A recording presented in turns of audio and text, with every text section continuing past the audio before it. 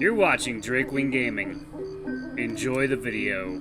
Hey guys and gals, Nary here from Drakewing Gaming, and some of you now on Twitter the Gaming Drag. Today I'm coming back at you another Let's Play episode of Mice T's Sylvia's Path. So y'all, before we jump into it, just want to let y'all know that our Patreon is now for as little as $5. Y'all can help support the channel, get some awesome rewards like permanent access to our community Discord server and full access to upcoming not safe for work videos. Anyway, y'all, let's go ahead and jump right back in. Alarm chain, you were up, and let's go. Is it that 8-3?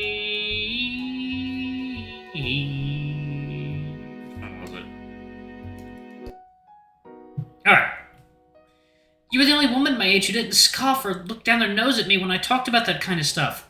The first, lady who went to college. But it turns out you were just humoring me.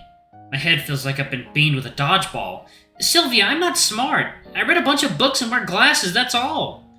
Margaret, of course you're smart. You got good grades in college, right? Yeah, but, grade inflation and stuff. You know every new release that comes out and their authors as well as their whole bibliography. I'm just a nerd about that kind of thing. If I knew a lot about baseball players, that wouldn't make me smart. You fix everything around the store, though. Like how you fixed the internet that one time, even when the guy from the cable company couldn't. Well, I think that technician was just being lazy, and all I did was look up the same problem other people had and followed some instructions. And read some of the networking books we had. Wait, does Sylvia actually respect me? She wipes her nose and looks away. Even today, at work, I kept thinking Margaret would be able to handle this stuff better. I had trouble remembering the new releases and... Oh, hold up. I think I am a little bit away. There we go. Okay. There we go. Sylvia runs through the morning herself. I mean, the thing I tell people most when it comes to clothes shopping is to trust other people's opinions. You get so caught up in your own insecurities that you can't tell if you look pretty. A dozen streetlights turn green in my head. That's it! Every time Adriana told me I looked pretty, my body tingled. Even when I was unsure about things, I turned on a dime when she said I looked cute. That must be why I had to reverse the trigger and say you looked bad in order to snap you out of it. Oh, sorry for lying to you about that. Trust me, I've heard worse, and it was for a good cause. Was it consistent every time she complimented you? I tally every instance I can remember. Yeah, it was pretty much every time. All sorts of compliments worked, but pretty was definitely the most powerful. What were you saying last night before we started to change?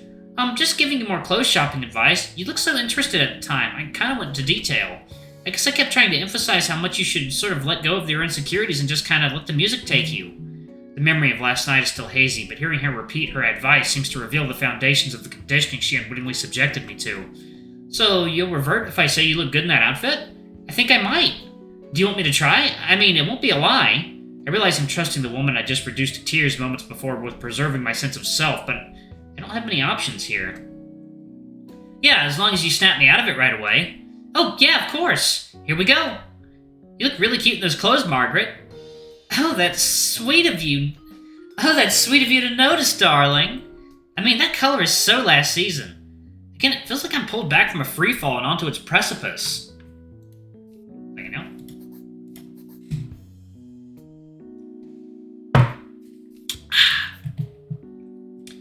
Crap, that was way quicker this time. Totally. I think the persona might be fully established. You don't have to build it up to it anymore. Wait, that can't really be the trigger, can it? My mom's gonna say it the next time she sees me. I can't act like that around her. Yeah, that's kind of broad. Let me try something more general. Where did you get that outfit? Oh, you know as well as I do that, the best stuff is at Breckenridge. I mean, maybe if you can't afford the really good stuff. My mind is getting whiplash at this point. That's all it took? Yeah, it looks like it. Is it anything about clothes? Maybe? Sylvia looks as worried as I feel. Let me try one last thing, okay? Just one more, I'm feeling kind of dizzy. Hey, I've got a pair of shoes just like that. Ooh, aren't they just the cutest? I just love how I feel in them. I guess feeling good is more important than looking good. I feel nauseous, and not only from the constant swinging states of my mind. Oh shit. No, that won't work. If we made sure to... Sylvia shakes. Sylvia, what can you do about this? The triggers are too broad. I don't know how to train you out of them. What do we do then? I surprise myself with how calmly I'm speaking. I would have called it an out-of-body experience if it were any other day. There's gotta be a way to rewrite it. We just have to... Her eyes bolt open when she grasps onto something in her desperation. We have to hypnotize you again. What? I'm not gonna let you hypnotize me again. There's no other way. We just totally rewrite your associations back to normal, then you just go home like nothing happened. But you could do anything to me. Margaret, you have to trust me. I'll record it or something so we'll both know exactly what happened, okay? Could I even trust what I heard in that recording at that point, though? Yeah, I think so. I can't believe this is the one aspect of Sylvia's life where she doesn't have absolute confidence. Please, Margaret, I really want to fix this, okay? Well, God, I can't have an easy decision at this. Can I have an easy decision at some point? You even hypnotize me again like this? Maybe not like this. She opens the kitchen garbage and plucks something from the top. But if I changed again, my heart feels like stone. We turn you back into a snake? Yeah! If it gives me those powers again, I was able to snap you out of it last time with a simple command. It'll be way easier if I can just instruct you like that. And I turned back after sleeping, and I don't have to work tomorrow if it takes 2 days. The idea that Sylvia would willingly experience that again tells me how much she wants to fix this more than any amount of her pleading could. Are you really sure? She has to check with herself before she can answer. Yes. If the only way to fix things is to turn back for a night, I think I can live with that. It's my fault things are like this after all. Turning into a snake again is a pretty big ask. You were pretty upset the first time. At least this time I'll know it's coming, and I get to do it in the privacy of my own home without worrying about being seen. You know? As long as I turn back again soon, it's not the worst thing that could happen. If you're sure you can handle having a body that's so alien... Sylvia smirks and chuckles under her breath like I've told the driest joke she's ever heard. Oh, yeah, wouldn't that be horrible? Being inside a body that's not your own, who could even imagine? She rolls her eyes, maintaining her smug smiling, just like she just contributed to my joke. Yeah? That doesn't sound great. She raises an eyebrow at me. Yeah, exactly. I blink a few times in confusion. But you said it sarcastically just now. Right. I wait for an explanation that never comes. So it wouldn't be bad for you, or... No, it would be. Because of the dysphoria. Exactly. We both look at each other, desperate to understand where the disconnects lay. Wait, I'm missing something. It would be bad for you to be in a body that's not yours, but you were acting like it's not a big deal? No, I was acting like it would be funny to think that it's an unimaginable thing for me. Do you not have the body you want or something? Well, I do now. Oh, I guess I did assume you had some work done. Well, let's just finish the work the hormones started. You took hormones? Sylvia stares at me like I asked if ice cream grows on trees. Something clicks and her eyes pop open in befuddlement. Oh! I didn't even know that. Oh, wow, okay. Margaret, I'm transgender. Wait, you are? Have you told me that? Sylvia looks mortified. Yes, I came out to you and Felix months ago when we were talking about what we were doing for Pride. It was a big deal for me. Every muscle and organ in me clams up. I can hardly talk. I'm so embarrassed. You did? I don't remember that. What did you say? I said it was an AMAB, and that's why I wanted to go. I thought you were queer too, and I knew the lingo. Did you not know what that meant? I was going to look that up when I got home. I guess I forgot. What did you think I was doing at Pride when I took the day off? I don't know. I thought it was maybe like an ally thing, or maybe something under the bi umbrella. I could never tell if you like girls or not. No, Margaret, I was marching with a trans woman because that's what I am. I thought you two knew this whole time. I wore a trans pride flag planted tons of times. A few weeks ago, even. You have so much jewelry, I can't keep track of that stuff. Oh my god, I've been acting like you knew this whole time. Sorry, it's just... She folds her arms and looks away. It's harder to find friends who accept that than it should be, and I thought I had a friend who was so cool that she never even brought it up, but it turns out I didn't have that after all.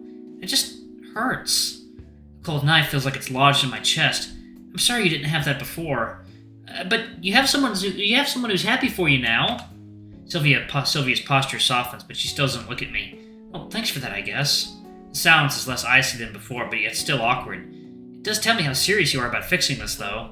Like, if you're willing to experience something so personally traumatizing, that means a lot. So, thank you. A little more of Sylvia's frost thaws. You're welcome. I mean, it's not quite that bad. It isn't? No, that was the weird part.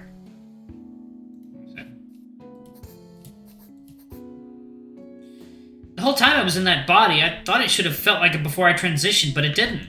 It didn't even come close, really. That's odd. Gender dysphoria is the worst, so maybe it's not a huge surprise. It's still a big ask from you, though, so I appreciate it. And I appreciate that you trusted me with that knowledge about you. You know, twice. Sylvia chuckles. I figured you'd be cool with it. Seems I was only a little early about being right. She hands me the bag of tea. So, you know how you did it last time, so I'll leave it up to you. I'm gonna change into something more, accommodating. I kind of ripped my panties last night. She heads back to her bedroom, which leaves me to prepare the tea in an unfamiliar kitchen. I'm about to scour the kitchen for a kettle or at least a pot when I notice she has an instant hot water spout on her sink. Oh man, why does Sylvia get to have one of these? I bet she doesn't even use it. I have a feeling I could spend days feeling jealous about everything in Sylvia's apartment. Instead, I count myself lucky that it's at least helpful for our situation. The mugs are in the third cabinet I open. I toss a tea bag in an oversized one and fill it with the already steaming water from the spout. As soon as the water hits the bag, the tea's alluring aroma fills my nostrils. God, that smells so good. I almost wanted to have some too. I bristle at the thought, as I'm sure it's a lapse back into my alternate persona. After a moment of self-interrogation, I realize it isn't. I truly want to have more of the tea. What am I thinking? That stuff turned me into a mouse! It felt amazing and made me have some more energy than I had as a kid.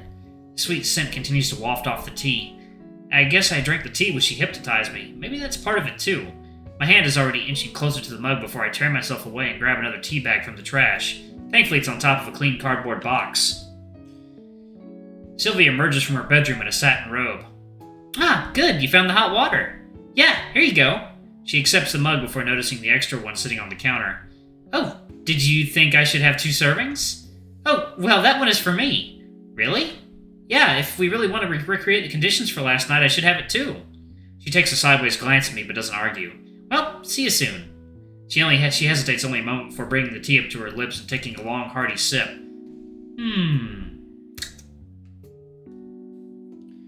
She hunches her shoulders in and cups the mug from below as she relishes the scent. God, this would be a lot harder if the tea didn't taste so good. Yeah! I take my own mug and drink. The same piercing brightness I remember from the night before fills my mouth and throat. It's so soothing and warm, and I don't have to justify it to make sure the hypnosis goes as planned. Ooh, excuse me. We're both halfway finished before we would take a breather. Will this be enough? A second steeping might help, but this is close to what we had last night. Okay, let's talk about what we want to do. Do you want me to just reverse everything to how it used to be, or do you want me to make any other suggestions? You mean change more stuff? Only if you want me to. Like, as long as I'm in there, I could, I don't know, help you with any insecurities you might have. Like if you have a clown phobia or something you want to get rid of. I don't have anything like that. Let's just put me back to how I was. Okay, if that's what you want. She sips her tea and looks away. What? Is there something I should change? Oh, I mean, I don't know what you'd want to do, but I know I'd change stuff about me if I could. Really? Like what? Like those things I was talking about earlier. I wish I could be more diligent and remember stuff at work better. Maybe change it so I don't feel I have to be on all the time. And I've come a long way. It's kind of hard to get rid of all of your insecurities about your transition. Really, I don't think you have anything to be insecure about when it comes to that. She smiles a soft, rueful smile. That's sweet of you to say, but that's not quite how it works. Oh, I guess I wouldn't know as well as you. We each take another sip. I guess there are some things I could be better at if I really thought about it. Yeah, a couple of days ago I was getting down on myself about a lot of them. I was beating myself up about how I acted like a pushover. I was mad for not advocating for myself and not having enough confidence. I don't stand up for myself enough, and I feel like I have to work for the benefit of others all the time. I just feel like I'm kind of a wallflower, you know? I wish I could be more outgoing, do stuff that's spontaneous or a bit risky. And I'm always feeling bad about my body and how I look, you know, normal woman stuff. Sylvia squints at me. Alright, I'm gonna go ahead and pause it right there. Thank y'all so much for watching. Don't forget to like, comment, subscribe, ring that notification bell, and check out our Patreon if you can. It always helps. Before I go, I'm going to give a quick shout out to our lovely bronze tier patrons. Thank you all for all you do for the channel. We greatly appreciate your support. Thank you to our silver tier patron, Cade Silvermoon. Thank you for going a bit above and beyond. It's greatly appreciated. Thank you to our gold tier patron, Almer. You're awesome. We love you. Thank you for subbing to our ultimate tier anyway. If y'all want to get your names in the credits, get access to our Not Safe for Work contents as little as $5. Alrighty, I love you all, and I'll see y'all in the next video. Bye-bye!